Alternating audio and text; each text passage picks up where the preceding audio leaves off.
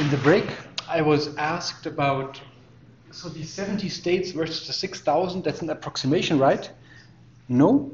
The thing is, if this probabilistic graphical model holds, so if we have these missing arrows that you don't see in the graph, if these assumptions are true, then there is no approximation, and this is exact. Yeah? Then in less than 70 numbers, we can express the same thing for which we naively would need 6,000 numbers. And why do we know that, why don't we have these extra arrows here? Well, because that depends now on the specific application. Yeah? Here it was the biological knowledge that told us that John being a sick or carrier or pure depended only on the state of the parents and not what happened earlier. So you've seen that in this diagram here. What you see there, let's take this. Yeah? There's an unaffected son, yeah? And let's say he lives long and happily and he has many children. The only thing that matters to these children is that this person here had two healthy genes. It does not matter at that point in time whether its parents or one or the two had been carrier or not. It's all forgotten. So we have this sort of Markovian property that holds here. Okay, so here it was prior knowledge, prior biological knowledge that allowed us to construct this graphical model with the many missing arrows. And then given the sparsity of this model, we can obtain this very compact representation. Now, for today we make life relatively simple. We assume that the structure of the model is given because we know who was the parent of whom here.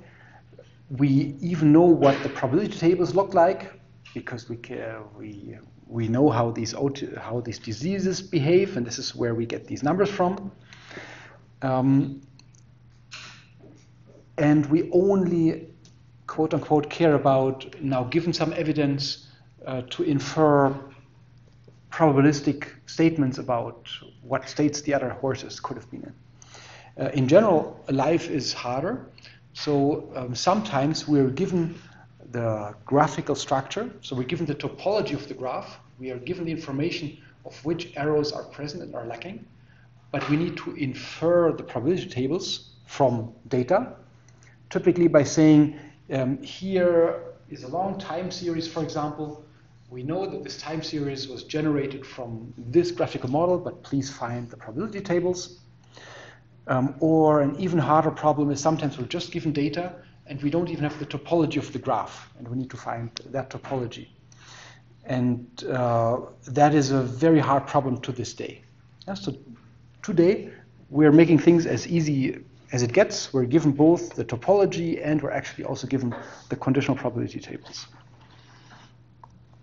Now I want to talk first about properties of these topologies, and then secondly about how to make inference. Now this is again in the public document. The crucial property here is deseparation. Why crucial? Because if we have sets of random variables,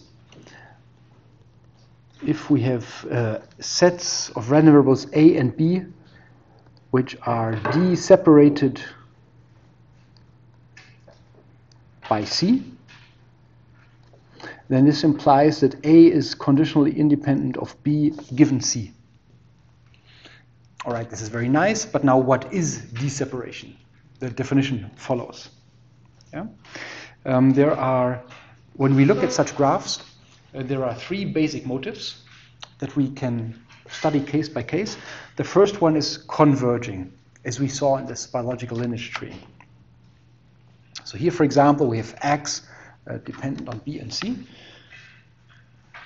And here is the kind of factorization that we've done before. And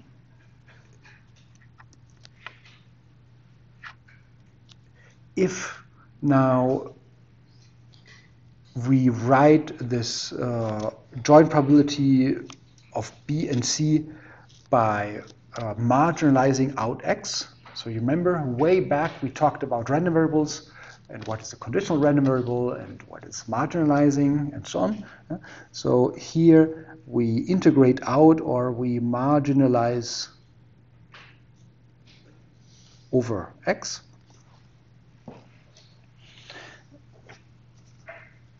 Then if I can assume this factorization from above,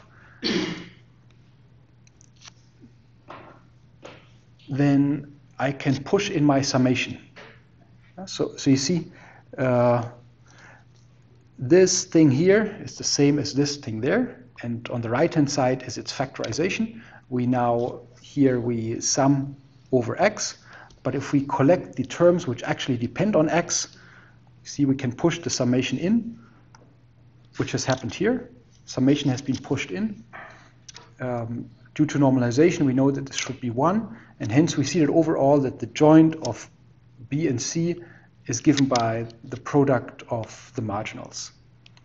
Okay, in other words, B and C are now conditionally, are just not conditionally, B and C are independent. Now, interestingly, this changes when we make an observation. In these graphical models, making an observation is often sketched by hashing the node, or hatching it. So you see I've added a few scribbles here to this node X to say I now have an observation. And before B and C were independent, and now they are no longer independent given this observation.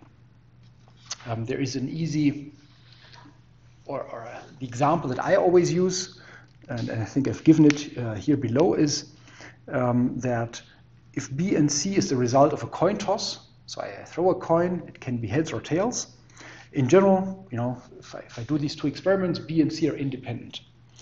But if I now have a random variable C that tells me how often did I observe heads, then, well, if I know that I've observed 2 heads, then I also know that I must have had a head both in B and in C. So then they're no longer independent given this observation. All right, and here in formula, probability of B and C given X, there's no way to factorize it in a way that would show their independence given X. By the way, this holds not just if we observe X, but if we observe X or any of its children. So these, like here, the evidence from Y can be propagated back to X, and this blocks or deblocks the path from B to C. Good. So this is the converging motive. So thing to remember. In a converging situation, B and C are independent until you make an observation of their child. Once you make an observation of their child, they're no longer independent. Then there's the diverging situation. So normally, K and X are not independent because they come from the same ancestor. So if K is sick, then there is a decent chance of X being sick also if they have the same ancestor. So in general, they're not independent. However, if we now condition, so for example, if we now say, okay, we know that that B was a carrier, then given this information, K and X become conditionally independent. And here on the right-hand side, you see why. So here I factorized this joint of B, K, and X according to this graph. So it's the probability of K given B, of X given B, and of B, all multiplied. And Kx given B can be, thanks to Bayes' theorem, we can write this as a joint divided by the marginal. Now, in the numerator, we replace this joint with this expression that we've just seen. And then P of B cancels. And we're left with the statement that the joint of K at X given B is the same as the product of K given X and, of K given B and of X given B. That's the diverging situation. And now finally one that is very important in practice is this serial, because we use this in the modeling of many temporal phenomena. Yeah, so I've mentioned the Kalman filter as one example where we're going to use this formalism of graphical models. You may have heard of Kalman filter in the context of tracking radar on tracking objects on radar. It has been stated that the human space flight that we've had, so putting satellites in space and flying to the moon and so on, that literally this would not have been possible without Kalman filtering. So what Kalman filtering does is, given a single object with known physics and given noisy observations, it gives you the best possible estimate of what is the true, for example, position and velocity of this object. And so an important, if we say that satellites and space flight and so on, if we say that this is just classical mechanics, then we would say in classical mechanics that to predict x3, it is enough to know, let's say, all the velocities of all particles at x2, and there's no additional knowledge to be gained as long as my measurements are noise-free and so on. Then there's no additional knowledge to be gained by also knowing what they did before. Yeah? So that means the red arrow we can omit in Markovian dynamics. And in such Markovian dynamics, in general, x1 is not independent of x3, but it becomes conditionally independent, x1 becomes conditionally independent of x3 once we make an observation of x2. And again, in the formula here is the proof why. So, general rule for d-separation. In a Bayesian network, variables or sets of variables A and B are d-separated if for all paths between A and B there is an intermediate variable C such that either if the connection is serial or diverging, then we must have an observation at C, or if the connection is converging, then neither C nor any of its children must be observed. Okay, so you can read off d-separation of a graph, and once you have figured out if, I'm going back to the original statement, once you have figured out if A and B are or are not d-separated by C, you do know if or if not they are conditionally independent given C. So it is these conditional independencies that lead to this great simplification, both in description and in computation of these models. And it is something that can be read off purely from the topology of the graph. Yeah, so to read off d-separation, let's go back to these networks here. I don't even need to know if these variables are discrete or continuous. Or if they are discrete, I don't need to know how many states they have. I don't need to know what their conditional probability table looks like. All I need to know is really, this pattern of which node gets input from which others, and which nodes are observed. And based on this purely, topological analysis, I can say which variables are conditionally independent or not of each other.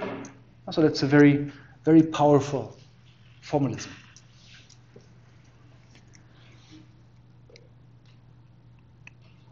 Good.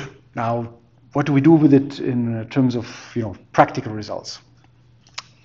I want to now give you the N algorithm, namely variable elimination, that allows us to really compute probabilities as in this example. So consider directed probabilistic graphical models.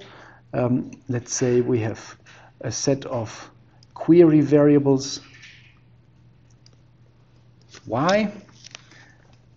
Let's say we have evidence variables for which we have observed something about their state e, and then let's say the irrelevant variables.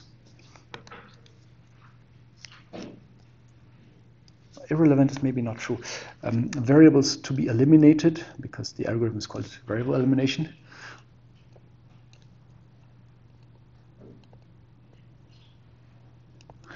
Eliminated or marginalized over.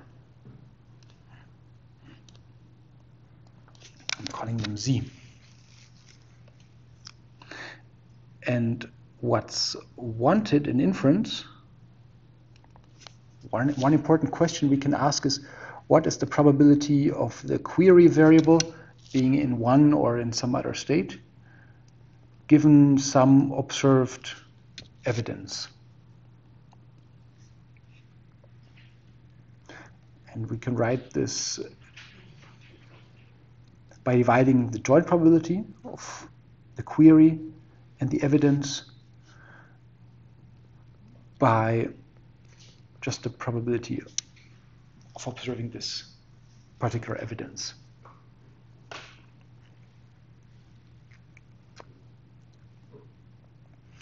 Good. And now how do we obtain this P of y and e? Well,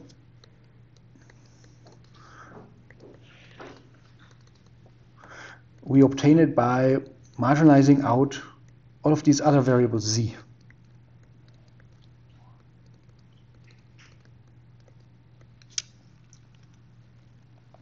And now there are clever or smarter ways of marginalizing out. Let's go, or I'm going to copy this long expression that I had here.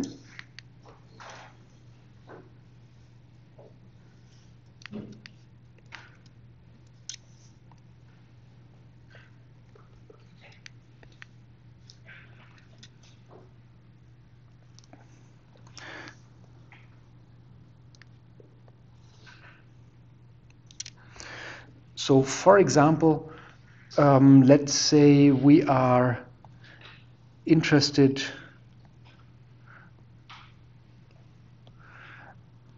in, what was the horse at the top called? Brian.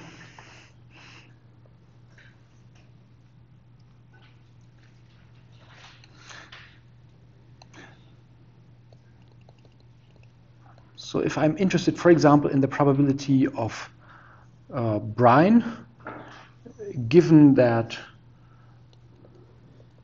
John is sick, then I should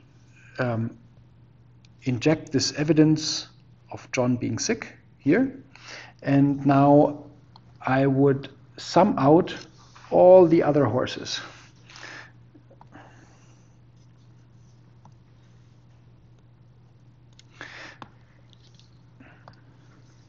So I'm summing out all the other horses from, let's say, beginning with Irene and ending with K.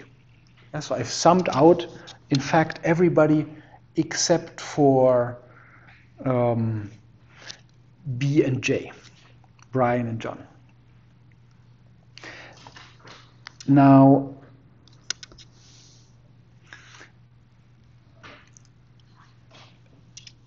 remember, these are all conditional probability tables and so on.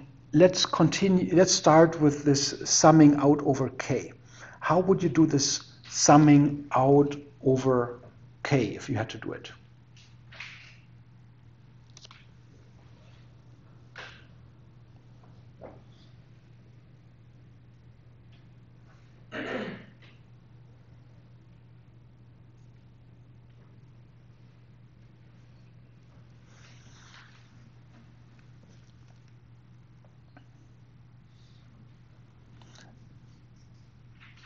So we know that these are really, each of these probabilities is a small table.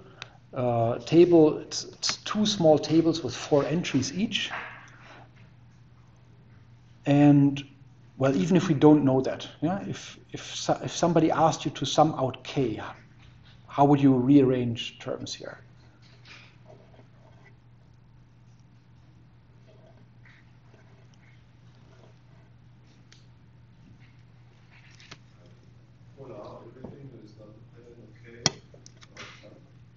You would pull out everything that does not depend on k, or vice versa. You would push k in as far as possible.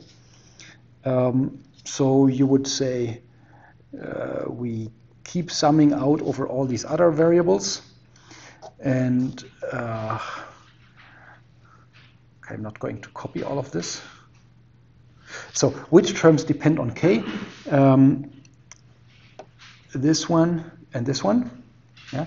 So we would here multiply over all these many terms, and then we would have a summation over k, which depends on g of a, g given a and k and p of k. It's exactly equivalent, right? We've just applied the summation only over the term where it matters. And this is, of course, the smart thing to do. Yeah, because if I just look at this, thing here as a black box, then this would be a function or a table with 12 different indices if we have 12 courses here. And if I now need to sum out one dimension, I have to deal with this, or I need to add up very high dimensional tables. Here, in contrast, I'm dealing with something very small. I just have these tiny tables, 4 entries, 2 of them. That's not a lot of effort. So this is much smarter computationally. And what we get out as a result is, well, a function that I'm just going to call phi here, which depends on g and a.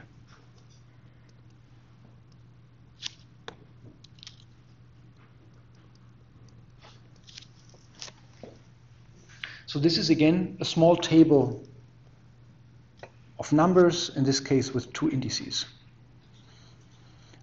Well, and now we could go on. Now we could say, or let's now pull in the next variable to integrate over, etc., etc. And when doing that, there are good choices and bad choices. For example, I would now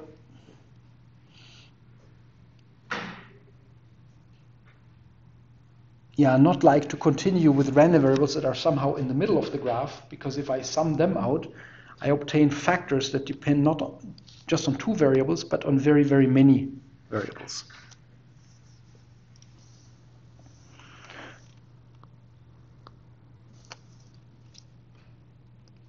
Let me give you an example. So I'm using here a old Java tool called AI Space. It's actually very nice. And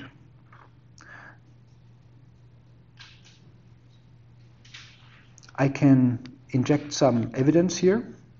I make observation for the node and say John was sick. And now I can, for example, try and find out how about Brian.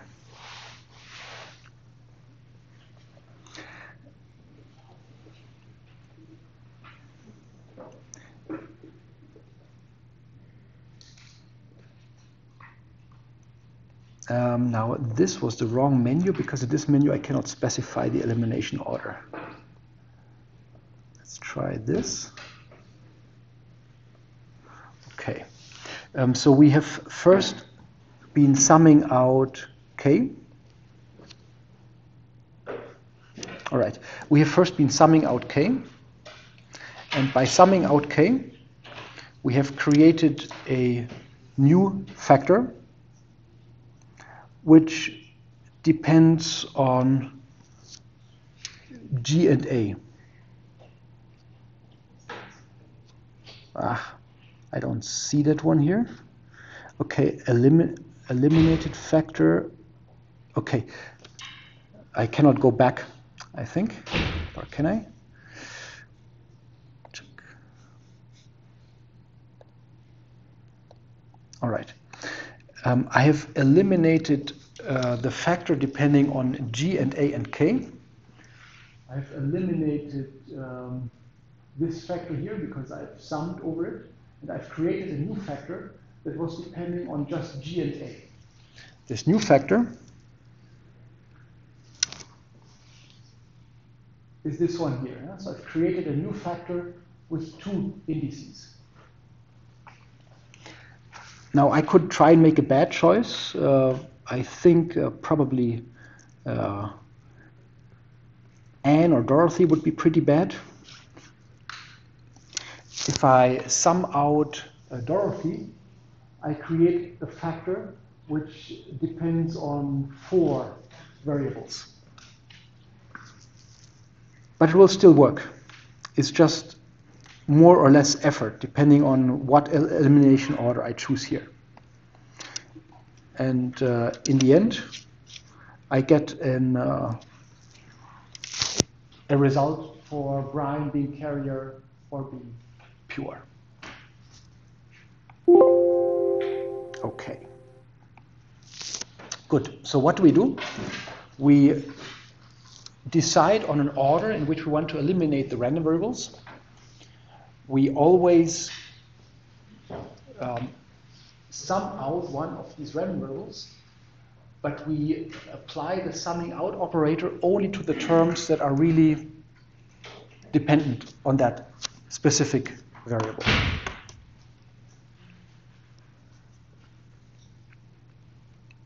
Let me give that as a more general algorithm. So in general, the algorithm is called sum product variable elimination,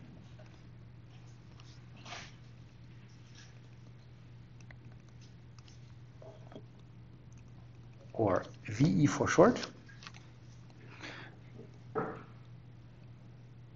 And I'm using the notation from the Collar textbook, Friedman and Collar textbook on graphical models. I'm going to give you references later on. So in sum product variable elimination,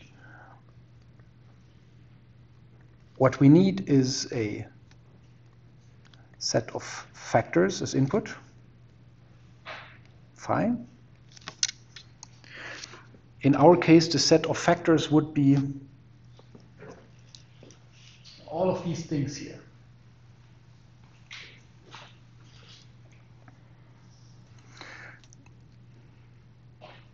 Then we need a set of variables to be eliminated, Z, and we need some ordering on Z. So that's the elimination order.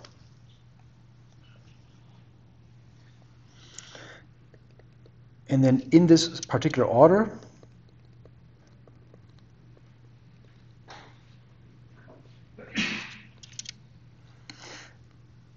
we first identify the set of factors that involve this. So we're eliminating one variable after the other. And at iteration I, we want to eliminate variable zi, and we create a new factor, phi zi.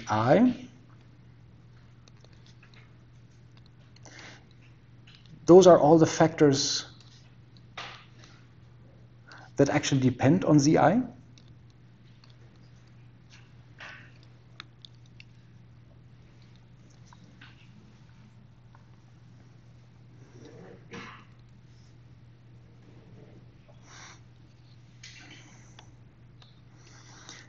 Then we have a set of all the factors that do not depend on zi. So minus zi is phi minus phi zi inwards set of all factors that do not depend on zi.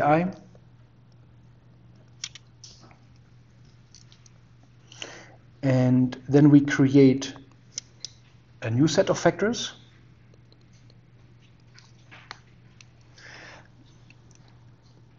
by leaving the minus zi ones unchanged. But the factors that did contain zi, we do the following. We take their product,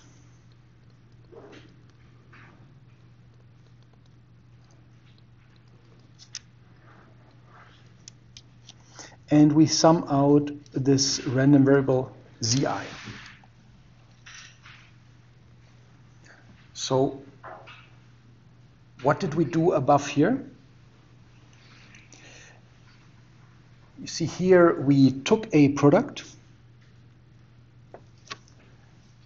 at this point, and this product is the same as this product here that we're taking. And then we were summing out k, and the summing out k is this summation here. That's summation of the random variable that we want to eliminate at that iteration. And then all the other factors we just keep. Okay, that's what's written in this line here.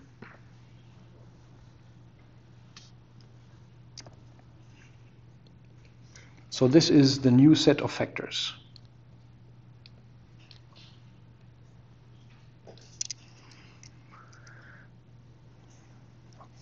Okay, and we do this for all variables to be eliminated, and in the end, what the algorithm returns is just the product of these other factors. So the product over the final factors. That's the output factor.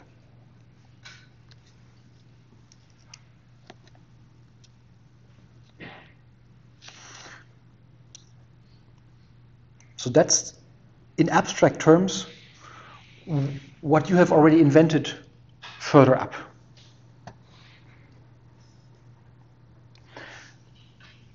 What you have invented further up was just, we have some query variables, we have some evidence variables, we marginalize out all others, we decide on an order in which we want to marginalize them out, and whenever we do marginalize out a variable, we push it in as far as possible. We collect the terms that depend on that variable, and we then marginalize out that variable, and then we iterate this for all the variables that we want to eliminate. And this we can now do twice. We can do it for the numerator, and we can do it for the denominator, and then obtain here this overall result that we want.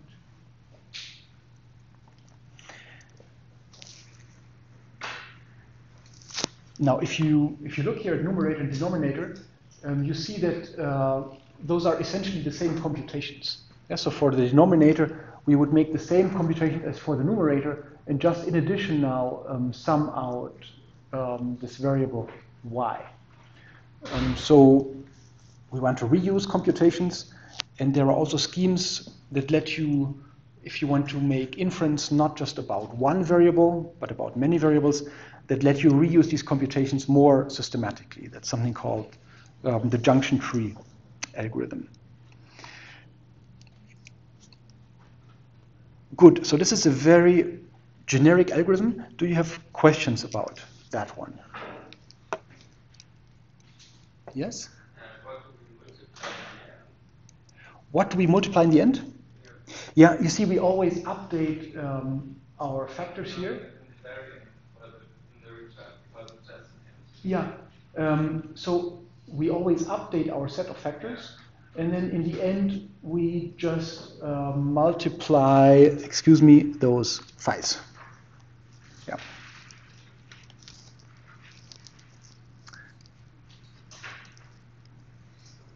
More questions?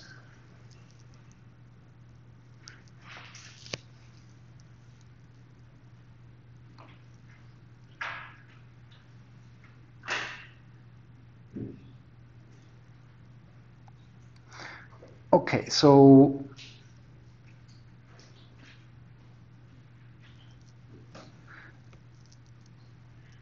what you need to run this algorithm are all these conditional probability tables. Those give you the factors. You need an elimination order, and for a graph this size, doing it by hand is tedious, but you can of course program this. And then to make an inference like this one, that if John is sick, the probability of Brian being a carrier is 38%, or the probability of Anne being a carrier is actually 62%. You write out all these many factors that encode the joint distribution, and then you simply sum out one after the other these variables, hopefully in a smart order. Smart meaning creating factors that depend on few variables.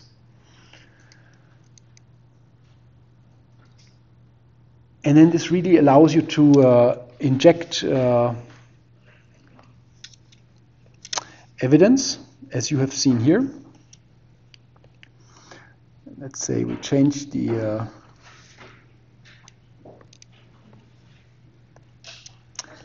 if I now change this observation from sick to carrier, then this kind of computation can be propagated to the changes that you've just seen. Good, and then this specific example allows you to decide which of these horses you want to keep in your breeding scheme and which ones you don't. Finally, for literature, I've used the notation in my variable elimination in the book from Koller and Friedman. It's a fantastic book, but it's also 1,200 pages. And for learning, I think it's not the best. For learning, I generally like this book by David Barber, and you find it online here. Or if you want to look at variable elimination specifically with a worked example, different from the one that I've provided, then there's a nice website here that you can look at. Good, that's it for today. And on Wednesday this week, we will look at robot localization with the help of hidden Markov models, a particular type of directed graphical model. Thanks, and see you then.